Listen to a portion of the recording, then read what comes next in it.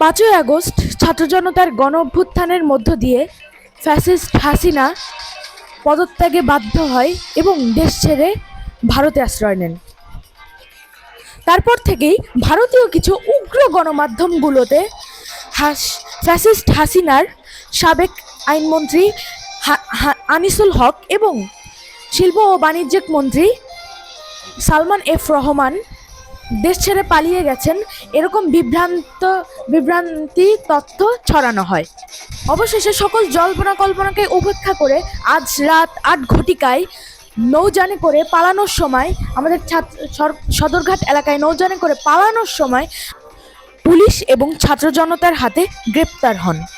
তাদেরকে গ্রেপ্তার দেখিয়ে নিউ মার্কেট থানায় আনার কথা থাকলেও পরবর্তীতে নিউ মার্কেট থানায় আনা হয়নি। পরে আমরা ডিবি কার্যালয়ে খোঁজ নিই, কিন্তু কেউ ওখানে নিশ্চিত করে আমাদের তথ্য বলতে পারছে না। ১৬ই জুলাই ছাত্র আন্দোলনের মধ্যে একজন ছাত্র এবং ব্যবসায়ী পুলিশের গুলিতে নিহত হওয়ার ঘটনায় এই দুজনের নামে মামলা করা হয়। মূলত এ মামলায় তাদের গ্রেপ্তার দেখানো হয়েছে।